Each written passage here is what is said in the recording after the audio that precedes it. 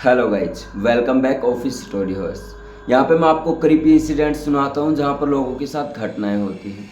तो आज की जो कहानी है सूरज नाम के लड़के की है, जो उसके साथ जंगल में इंसिडेंट हुआ था वो मैं आप लोगों को सुनाने वाला हूँ।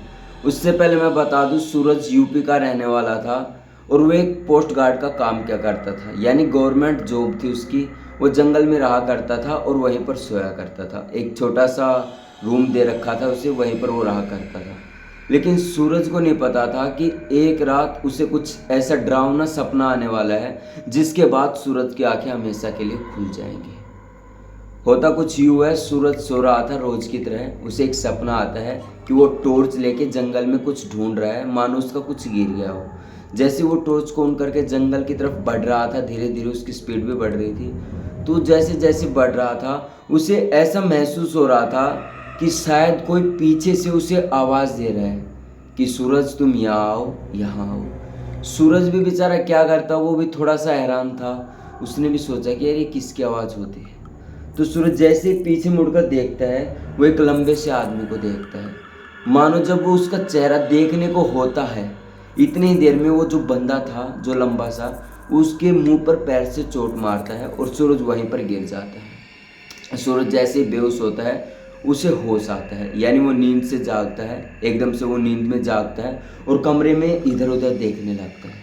जैसे वो ऊपर नीचे दाएं बाएं सभी जगह देखता है, लेकिन सूरज को कुछ भी दिखाई नहीं पड़ता। अब सूरज को समझ नहीं आया कि यार ये मेरे साथ हुआ क्या। इतनी ही देर बाद सूरज की मम्मी का फ़ोन आता है, माँ का कॉल आता है। सूरज देखता है कि मम्मी की 5 से 6 घंटियाँ आ चुकी थी, यानी रिंग हो चुकी थी। अब 7वीं कॉल में सूरज मम्मा का फ़ोन उठाता है। जैसे ही माँ का फ़ोन उठाता है, सूरज अपनी मम्मा से बातें करने लगता है।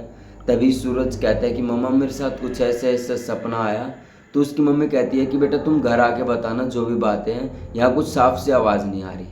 तो ऐसे ही राजी खुशी बात करते हैं और सूरज जो था उसी समय अगले ही दिन जैसे ही सुबह होती है अपने घर के लिए निकल जाता है। जैसे ही घर पहुंचता है अपनी मम्मी को बताता है कि मम्मी ऐसा ऐसा सपना आया रात को और कुछ ऐसा ऐसा सीन क्रिएट हुआ।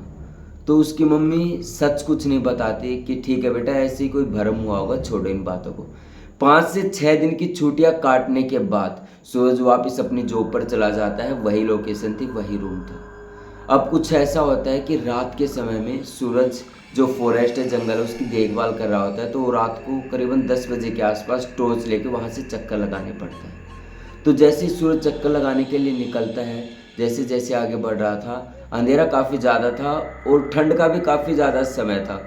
तो सूरज को लगा कि यार काफ़ी ज़्यादा ठंड हो गई, कंबल ओढ़ रखा था। तो उसने सोचा कि तुरंत रूम में जाके सो जाता हूँ, काफ़ी टाइम भी हो गया और 10 बजने वाले हैं। तो सूरज जैसे जैसे रूम की तरफ बढ़ रहा था, उसे पीछे से किसी बंदे की आवाज़ आती है, जैसा उसके साथ सपने में क्रिएट हुआ था। तो सूरज उस बंदे को देखने के लिए जाता है, पीछे मुड़ता है, कुछ नहीं दिखता। लेकिन जहाँ से उसे आवाज़ सी आ रही थी वो उस दिशा में बढ़ने लगता है। जैसे जैसे सूरज आगे की तरफ बढ़ रहा था, सूरज को काफ़ी अजीब सा महसूस हो रहा था, लेकिन फिर सूरज कंटिन्यू बढ़ता जा रहा था। तो अचानक से उसे एक लंबा सा आदमी दिखता है। जैसे ही वो उसके मुंह की तरफ टॉर्च चलाता है, टॉर्च करता है, तो वो बंदा एकदम से गायब हो जाता है और सूरज के मुंह पर एकदम से लात पड़ती है और सूरज वहीं पर गिर जाता है और बेहोश हो जाता है।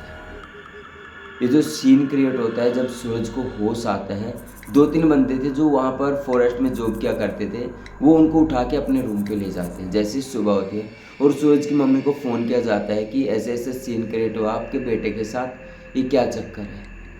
तो सूरज अपनी मम्मी को सब कुछ बताता है कि मम्मा ऐसे ऐसे सीन हुआ और वो जो बंदा था जैसे ही मैं बेहोश हुआ, लात मारी, तो उसने मुझसे कहा कि तुम कुश्ती लड़ोगे।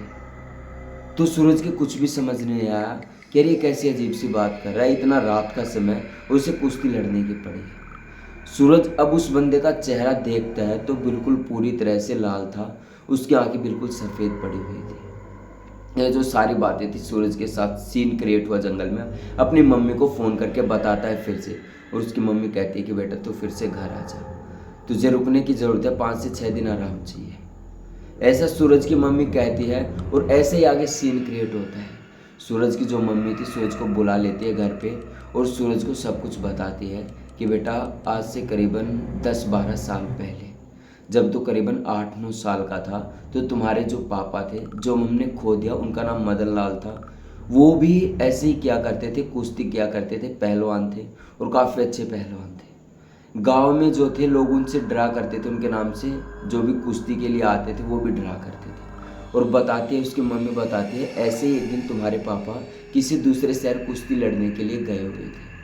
वो वहाँ से आते आते काफ़ी देर हो गई, तो वो जंगल के रास्ते जब घर आ रहे थे तो रास्ते में उन्हें एक ऐसे ही खबीज मिला था जो उनसे कुश्ती लड़ने के लिए कह रहा था। और जो तुम्हारे पापा थे मदन लाल, उन्हें ना कहने की आदत नहीं थी, वो हमेशा लड़ने के लिए तैयार रहते थे, लेकिन वो कहा नहीं टालते थे कुछ भी हो जाए।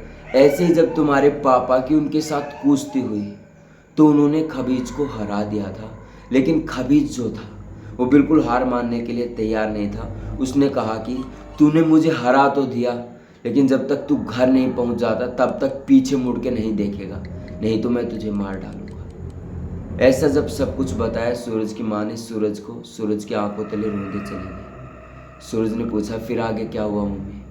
तो बताया कि बेटा जब तुम्हारे पापा घर आ रहे थे तो रास्ते में वो जो था, जो खबीज था, बार बार पीछे मुड़ने के लिए मजबूर कर रहा था, तंग कर रहा था तुम्हारे पापा को, लेकिन तुम्हारे पापा ने बिल्कुल भी पीछे मुड़कर नहीं देखा।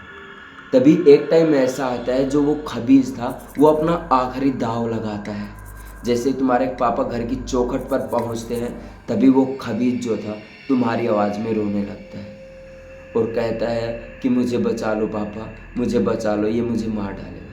उसी समय तुम्हारे पापा पलट कर देखते हैं, जैसे ही पलटते हैं वो खबीज उन पर हमला कर देते हैं और तुम्हारे पापा वहीं पर गिर जाते हैं। इतनी देर बाद तुम्हारी मम्मी जो कि मैं हूँ वो आ जाती हूँ और तुम्हारे पापा को इस हालत में देखती हूँ और तुम्हारे पापा को घर के अंदर लेके जाती हूँ। जैसे ही घर के अंदर लेके जाती हूँ तुम्हारे पापा को, तो तुम्हारे पापा की तबीयत अचानक ख़राब होने लगती है। करीबन 2 दिन चले जाते हैं, तुम्हारे जो पापा थे उनका शरीर बिल्कुल काला पड़ जाता है और तुम्हारे पापा बिल्कुल सच सच बताते हैं कि ऐसा ऐसा सीन क्रिएट हुआ था, जो जो बातें मेरे साथ हुई थी। और तीसरे ही दिन जो सूरज के पापा थे वो प्राण छोड़ देते हैं, उनकी डेथ हो जाती है। और अब सूरज की मम्मी कहती है कि बेटा तुझे अब मैं नहीं जाने दूंगी, नहीं तो वो खबीज तुझे मार डालेगा। मैंने तुम्हारे पापा को भी खो दिया और अब मैं तुझको नहीं खोना चाहती। इतना ही कहती है।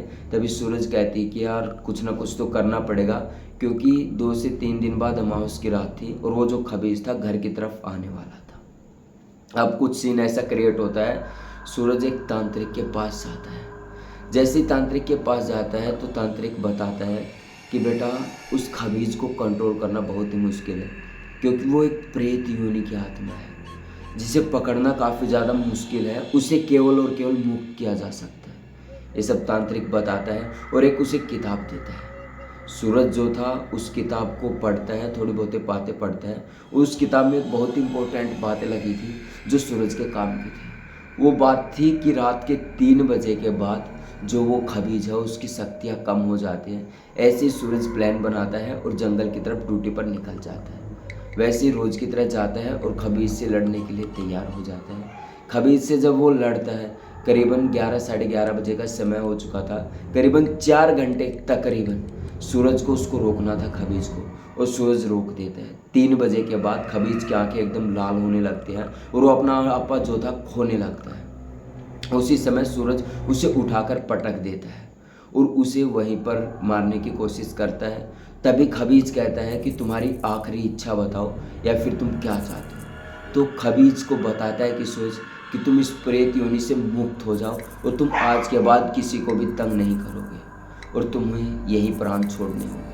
आगे कुछ सेकंडों में ऐसा ही होता है। थोड़ी ही देर बाद जो वो खबीज था वहीं पर अपने प्राण छोड़ देता है और वहीं पर उसकी राख पड़ी रहती है।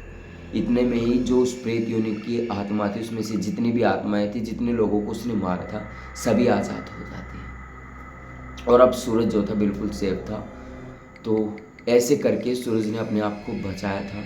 हालांकि उसने अपने पापा को काफ़ी 10-12 साल पहले ही खो दिया था। तो ये थी आज की कहानी जो मैंने विजिट करी है, जो सूरज के साथ घटी थी। कमेंट बॉक्स में आपको ज़रूर बताना कि आपको कैसी लगी। I visit this story. आज इतना ही था दोस्तों। जय हिंद।